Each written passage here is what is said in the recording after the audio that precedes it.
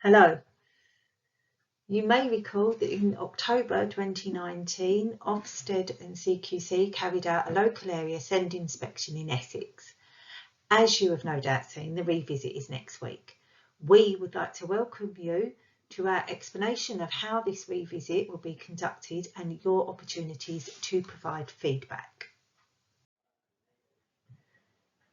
So what happens during the revisit? Well, the revisit will only focus on the areas of weakness that were found in the original inspection back in October 2019. It's not going to go any further. So, for example, transport, they're not going to want to know what's happened, what your experience of transport is like, no matter how dire it is. What they are looking for is how much progress has been made in addressing the weaknesses. Is it a reasonable amount of progress? What has been the impact so far?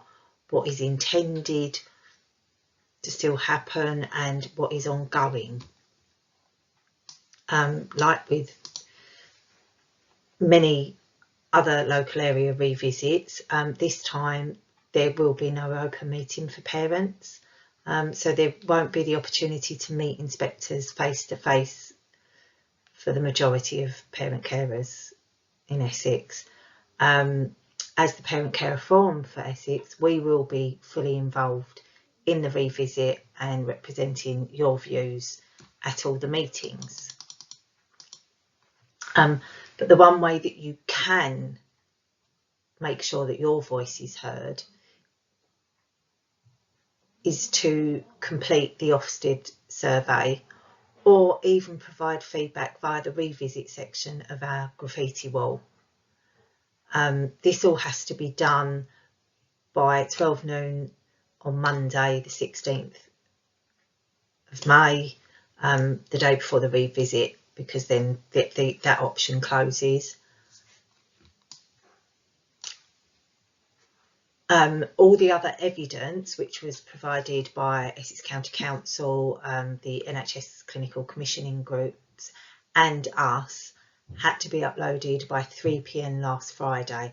We had 72 hours notice to collate everything. It was a challenge, but we did it.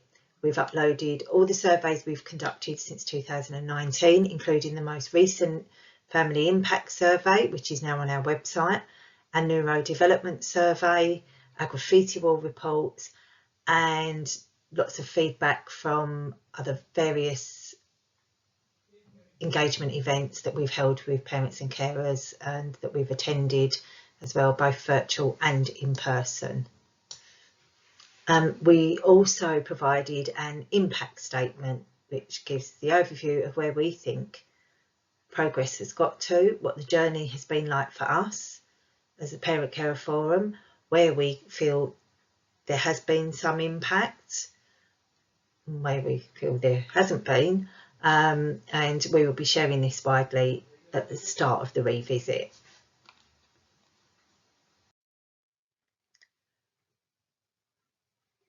We are participating fully in the revisit, and this is what we know of the format.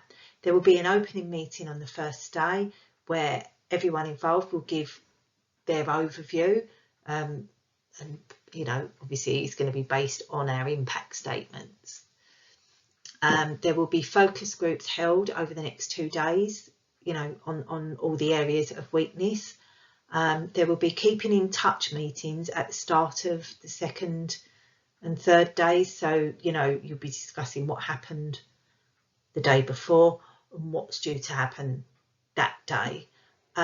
We believe these are mainly virtual meetings, but most importantly they are meeting with children and young people, school SENCOs, our family champions, and then with a small number of families, we believe no more than about 8, of children and young people who have had a recently issued EHC plan.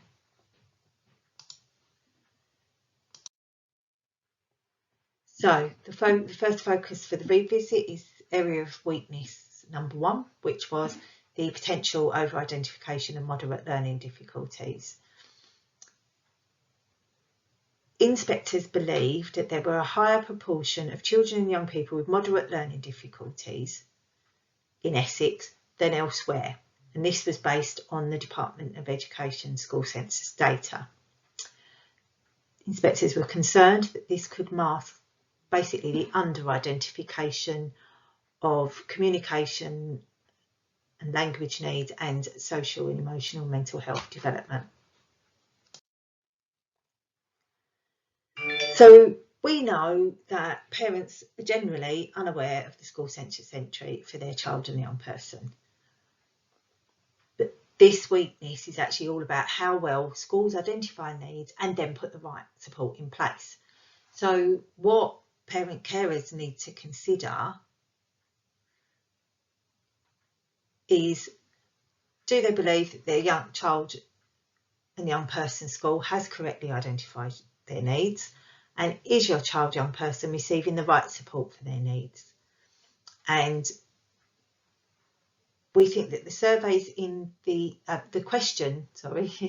OFSTED survey that seem to be most relevant are questions 5, 9, 10, 11 and 17. So if you've got any views on this, then that's where it goes.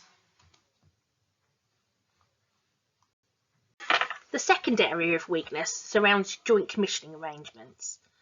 The joint commissioning arrangements between the local authority and the 5 clinical commissioning groups of Essex do not work well enough to provide children and young people with the services that they need. The inspectors reported that parental satisfaction is mixed across the local area. Inspectors believed that there was too much variability in the quality and the availability of services, and that the experiences of children and young people are often dependent on individual professionals rather than consistent high-quality services and robust systems for sharing information. They also reported that since the 2014 SEND reforms, insufficient progress had been made to improve the way that the local partners work together to provide services for children and young people with SEND. Furthermore, inspectors stated that the senior leaders from across education, health and care, although were gathering information about gaps in provision and what was working well, but they had been too slow to agree measurable outcomes and evaluate the effectiveness of their actions, using that information to jointly commission services for children and young people with SEND. So how can you provide feedback on the joint commissioning arrangements? Well, since the inspection in 2019, Essex County Council and the 5 clinical commissioning groups across Essex have reviewed provision and services in 5 key areas.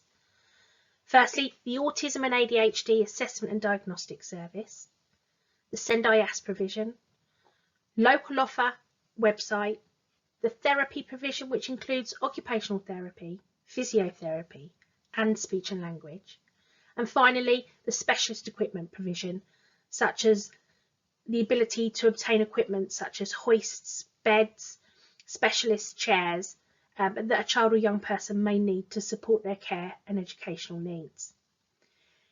Thinking about these key services and provisions since the last inspection in 2019, do you feel that the variability and the quality of these services across Essex have been addressed? Have you been able to access the right services to support your child or young person? Or do you feel perhaps that services and provision is still dependent on which area of Essex that you live in? Do you feel that the experiences of your child or young person is dependent on individual professionals or is based on high quality services? Do you feel that the support that you're receiving is consistent? And do you think that your child or young person has had to wait too long for services, thinking about therapy and perhaps an autism or ADHD assessment? So now we come on to the third area of weakness, which is the quality of education, health and care plans. So inspectors said that too many EHC plans do not include the information needed to secure high quality outcomes for children and young people. The inspectors also said that the EHC plans do not consistently secure the right professional advice to meet children and young people's needs. They do not have specific details of the provision that will be put in place, and the strategic oversight is not effective in making sure that EHC plans are fit for purpose.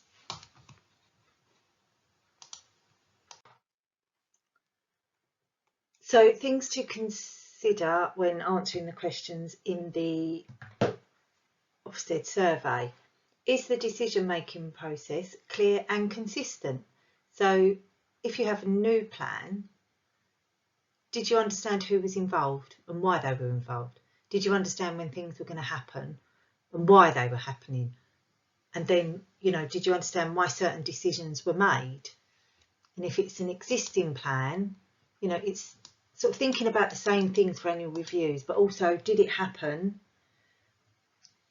within the timescales? You know, so then you're thinking about, you know, well, does the plan reflect your child's needs? Is the provision specified and quantified? Does your child receive their provision? You know, can you see your child in that plan? How well is it written? You know, do you understand what the provision is? You know, how it's delivered, who provides the support, how often, when is it reviewed? All those sort of questions. And then you're thinking about, well, are the right people involved? And how involved do you feel with all that? So, you know, are all the right people that you think should be involved with your child? Are they? And are they contributing to the plan? You know, the speech therapists, schools, mental health services, social workers, you know, and how well do they all work together? How well do they work with you? Are you kept informed? You know, and pretty much all the questions in the survey apply to this area of weakness.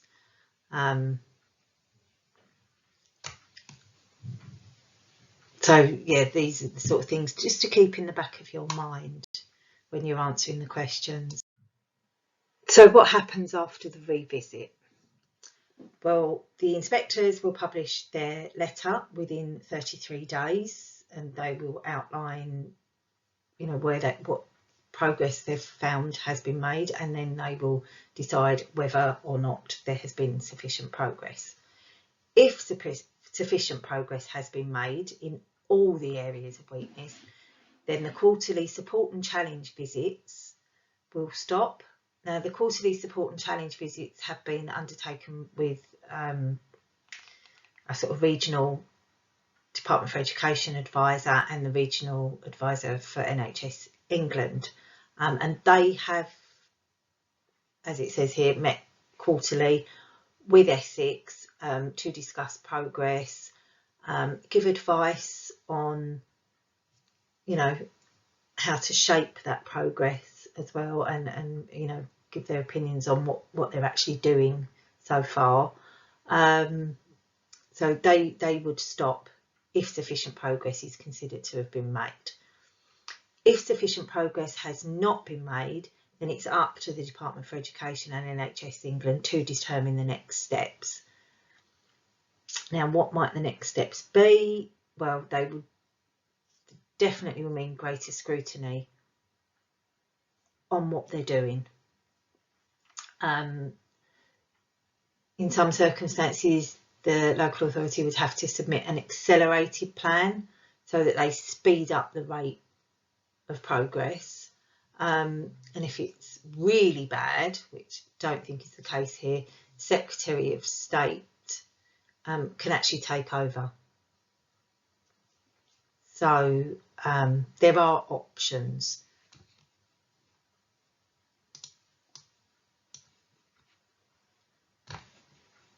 And that is the end of our brief explanation. I hope you found it useful. Thank you.